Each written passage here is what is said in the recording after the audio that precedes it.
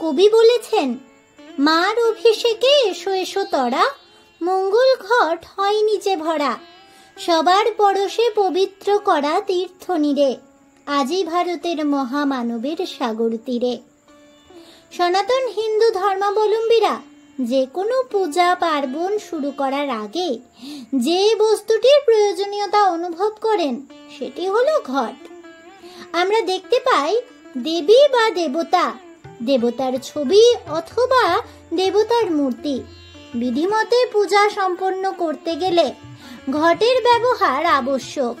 ঘট অতি গুরুত্বপূর্ণ একটি উপাদান পূজার ক্ষেত্রে। মাটি বা পিতলের তৈরি এই পাত্রগুলিকে নানা উপাচারে সাজিয়ে এবং তার গায়ে সিঁদুর দিয়ে স্বস্তিকা চিহ্ন অঙ্কন করে দেবতা বা দেবীর প্রতিমার ঠিক আগে স্থাপন করা হয়ে থাকে। একেই বলা হয় ঘট। কোনো কোনো ক্ষেত্রে দেবতা বা দেবীর জন্য দেখা যায় আলাদা আলাদা ঘট স্থাপন। কিন্তু জানেন কি, এই ঘট কেন পুজোয় এত অপরিহার্য একটি উপাদান?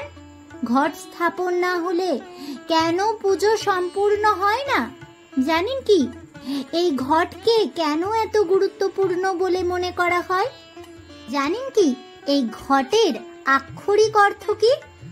মঙ্গল ঘট কিভাবে স্থাপন করতে হয় এবং মঙ্গল ঘট স্থাপনের সকল নিয়ম কানুন সম্পর্কে জানেন কি? বন্ধুরা, এই সব তথ্যই থাকছে আমার আজকের এই ভিডিওটিতে, তাই অবশ্যই ভিডিওটি স্কিপ না করে শেষ পর্যন্ত দেখতে থাকুন। নমস্কার বন্ধুরা, অজানার পথের নতুন পর্বে আপনাদের সকলকে স্বাগত জানাই। ঘট কোনো দেবী বা দেবতার মূর্তি অথবা কোনো প্রতিমা নয়। ঘট হলো ভগবানের নিরাকার অবস্থার প্রতীক। আমরা জানি প্রত্যেক দেবদেবী এক অভিন্ন ও নিরাকার পরম ব্রহ্মেরই এক একটি সাকার রূপের প্রকাশ, অর্থাৎ দেবদেবীরা নির্গুণ ব্রহ্মের এক একটি গুণবাচক নাম। তাই সনাতন ধর্মের হিন্দুরা পূজার সময় যেমন ভগবানের সাকার স্বরূপকে পূজা করেন, তেমনি নিরাকার স্বরূপেরও পূজা করেন। তাই ঘট স্থাপন প্রতি পূজাতেই একান্ত আবশ্যক। ঘট স্থাপন ছাড়া পূজা করলে ঈশ্বরের সাকার ও নিরাকার রূপের অর্চনা একসাথে না করলে সেই পুজো অসম্পূর্ণ বলেই মনে করা হয়। সম্পূর্ণ ঘটকে মানুষের দেহের প্রতিরূপ হিসেবে প্রকাশ করা হলেও এর বিভিন্ন অংশ কিছুটা ভিন্ন অর্থই নির্দেশ করে। যেমন ঘটের চওড়া অংশ পৃথিবীকে নির্দেশ করে, আর প্রসারিত কেন্দ্র জলকে নির্দেশ করে। ঘটের ঘাড় অগ্নিকে নির্দেশ করে, মুখের খোলা অংশ বায়ুকে নির্দেশ করে। ঘটের মুখের ডাব ও আমের পল্লব আকাশকে তথা উদারতাকে নির্দেশ করে এবং সর্বশেষে আসে সম্পূর্ণ ঘট। আমরা যারা সকলেই পুজো অর্চনার সাথে নিত্য নৈমিত্তিকভাবে জড়িয়ে আছি তারা অবশ্যই এই কথাটা জানি, ঘটকে আমাদের দেহের প্রতীক হিসেবে মান্যতা প্রদান করা হয়ে থাকে। শাস্ত্র বলছে আমাদের দেহকে ঘট বলে আখ্যায়িত করা হয়। তাই দেহের প্রতিরূপ হিসেবে ঘট প্রত্যেক পুজোয় অপরিহার্য একটি উপাদান। এবার চলুন জেনে নেওয়া যাক ঘট স্থাপন করার জন্য প্রয়োজনীয় উপকরণগুলি আসলে কি কি। আমরা জানি ঘট স্থাপনের জন্য প্রয়োজন হলো পঞ্চশস্য, পঞ্চগুড়ি, পঞ্চপল্লব, পঞ্চরত্ন, জল তথা গঙ্গা জল, মৃত্তিকা বা মাটি, নারকেল বা ডাব, গামছা অথবা বস্ত্র, কাণ্ডকাঠি বা তীরকাঠি ইত্যাদি। এই প্রত্যেকটি উপকরণ বা উপাদান ব্যবহার করার পেছনে রয়েছে নির্দিষ্ট কারণসমূহ। ঘট স্থাপনের প্রথম পর্যায়ে পঞ্চগুড়ি দিয়ে পিঠ তৈরি করা হয়ে থাকে। এই পঞ্চগুড়ি হলো ক্ষিতি, অপ, তেজ, মরুত এবং বোম তথা পঞ্চমহাভূতের প্রতীক। এই পঞ্চমহাভূতের উপর মৃত্তিকা দিয়ে পিঠ তৈরি করা হয়। মৃত্তিকা বা মাটি দ্বারা সাধারণত গঙ্গার মাটিকে নির্দেশ করা হয়, তবে গঙ্গার মাটি সংগ্রহ করা সম্ভব না হলেও কোনো পবিত্র পুষ্করিণী বা কোনো নদীর মাটি দিয়ে এই পিঠ নির্মাণ করা হয়ে থাকে। দ্বিতীয় পর্যায়ে মৃত্তিকা দিয়ে বা মাটি দিয়ে নির্মিত বেদির উপর পঞ্চশস্য দেওয়া হয়ে থাকে। পঞ্চশস্য হলো আমাদের কাম, ক্রোধ, লোভ, মোহ ও মাৎসর্য, এই পঞ্চবৃত্তির প্রতীক। যেহেতু পূজার ঘট মানুষের দেহের প্রতিরূপ, তাই এই পঞ্চবৃত্তি তার ক্ষেত্রেও প্রযোজ্য সমানভাবেই। এছাড়া এই মৃত্তিকা বেদিতে সামান্য ধান দুর্বা অর্পণ করাও হলো শাস্ত্রেরই বিধান। বেদিতে ধান দেওয়ার অর্থ হলো শস্যপূর্ণা বসুন্ধরা ও দুর্বা দেওয়ার অর্থ হলো সবুজ শস্য শ্যামলা ভূমি। আর এভাবেই বেদি নির্মাণের কাজটিও সম্পন্ন করা হয়। এবারে বেদির উপর স্থাপিত হয় মূল ঘটটি। ঘট বসানোর সময় সিঁদুর দিয়ে আঁকা হয় স্বস্তিকা চিহ্ন। ঘট সাধারণত মাটির বা পিতলের হওয়ার বিধান থাকলেও অনেক সময় স্টিলের ঘটও দেওয়া যায়। তবে যেহেতু মৃত্তিকা নির্মিত ঘট অগ্নিতে অবগাহন করার পর তার সমস্ত দোষ ত্রুটি দূরীভূত হয়ে যায়, তাই মাটির ঘটকেই সর্বোত্তম বলেই মনে করা হয়। এরপর ঘটের ভেতরে দেওয়া হয়ে থাকে পঞ্চরত্ন। পঞ্চরত্ন হলো আমাদের চক্ষু, কর্ণ, নাসিকা, জিহ্বা ও ত্বক, এই পঞ্চ ইন্দ্রিয়ের প্রতীক। ঘটের ক্ষেত্রে পঞ্চবৃত্তি যেমন প্রযোজ্য, ঠিক তেমনি পঞ্চ ইন্দ্রিয়ও প্রযোজ্য। এরপর ঘটে গঙ্গা জল ঢেলে পূর্ণ করা হয়ে থাকে। এখানে গঙ্গা জল হলো দেহরস অর্থাৎ রক্ত।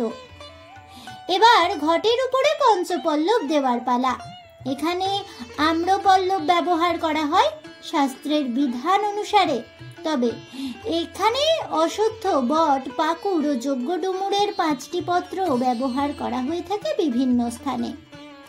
এই পঞ্চপল্লব পঞ্চবায়ু তথা পান, অপান, উদ্যান, সমান, বান এর প্রতীক। অন্যমতে ঘটের উপর যে পঞ্চপল্লব দেওয়া হয় তা হলো গলা বা গ্রীবা। এই আমের পল্লব ভালোবাসা, ভ্রাতৃত্ববোধ, বৈশ্বিক বৈচিত্র্যতা ও উর্বরতার প্রতীক হিসেবে নির্দেশ করে। পঞ্চপল্লব তো দিলেন ঘটের ওপর, এবারে পল্লবের প্রতিটি পত্রে সিঁদুর দেওয়ার পালা। আমরা জানি শুধুমাত্র ঘটের মধ্যে আম্রপল্লব স্থাপন করলেই হবে না, সেই পল্লবের প্রতিটি পত্রেই সিঁদুরের ফোঁটা অঙ্কন করা জরুরি। এবারে ঘটের উপর স্থাপন করা শীষযুক্ত ডাব বা নারকেল। আমরা জানি নারকেলের আকৃতি অনেকটাই মানুষের মুখমণ্ডলের মতো। খেয়াল করলে দেখা যায় নারকেলের সুচালু অংশে 3টি গোলাকার নকশা করা থাকে, যা মূলত মানুষের 2 চোখ ও মুখকেই প্রকাশ করে। যেহেতু নারকেল আমাদের মুখমণ্ডলের সাথে সাদৃশ্যযুক্ত, তাই নারকেলের মাধ্যমে ঘটের মুখমণ্ডলের আকার দেওয়া হয়ে থাকে। পল্লবের মতো নারকেলেও 5টি সিঁদুরের ফোঁটাও অঙ্কন করা হয়। শীষযুক্ত ডাব বা নারকেলে মুখমণ্ডল সৃষ্টি করার পরে এবারে বাকি রইল আচ্ছাদনের। মস্তক থাকলে তাতে আচ্ছাদন অবশ্যই দিতে হবে, তাই নারকেলের উপরে গামছা বা বস্ত্র অর্পণ করা জরুরি। এরপর বাকি আছে তীরকাঠি। এই 4টি তীরকাঠি লাল ধাগা সহকারে চারদিক দিয়ে বেষ্টন করে দেওয়া হয়ে থাকে। মূলত এগুলি 4টি বেদের প্রতীক হিসেবে স্থাপন করা হয় এবং এভাবেই আমাদের দেহের প্রতিরূপ হিসেবে তৈরি করা হয়ে থাকে ঘট। এবার ঘটের উপরে পুষ্পমাল্য অর্পণ করেই শুরু হয় দেবদেবীর পুজো অর্চনা। হিন্দু শাস্ত্রে পুজোয় মঙ্গল ঘট স্থাপন করা অপরিহার্য। যে কোনো পুজোতেই প্রথমে ঘট স্থাপন করা হয়।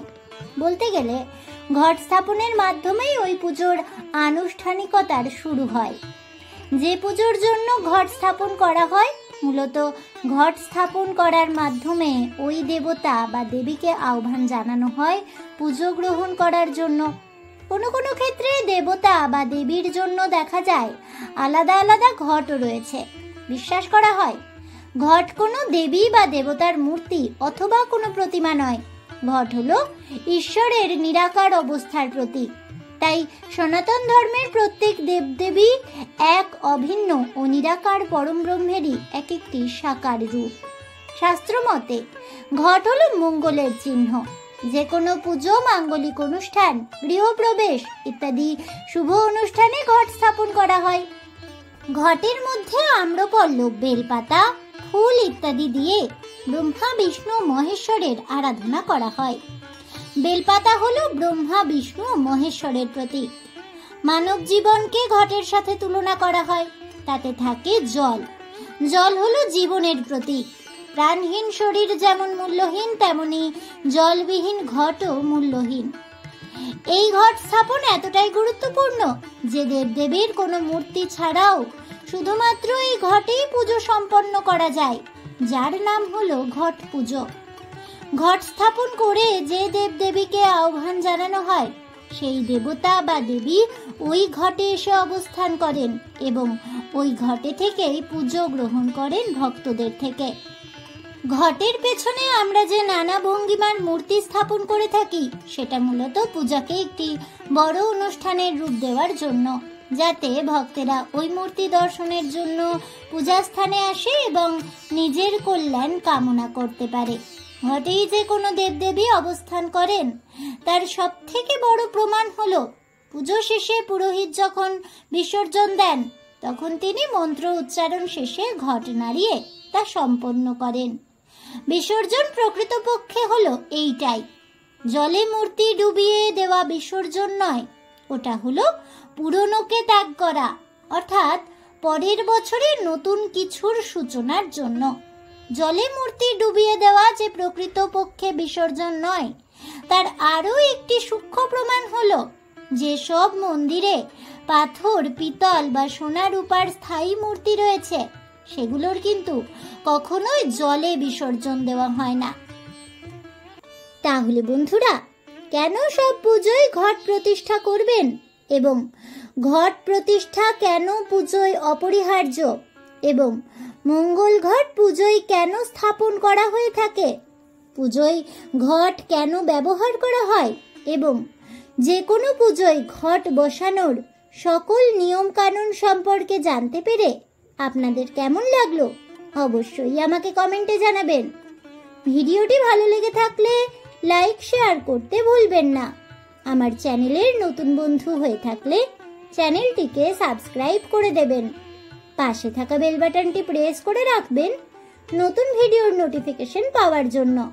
দেখা হচ্ছে পরের ভিডিওতে, তাই সকলে ভালো থাকুন, সুস্থ থাকুন আর অবশ্যই সঙ্গে থাকুন আর দেখতে থাকুন অজানার পথে।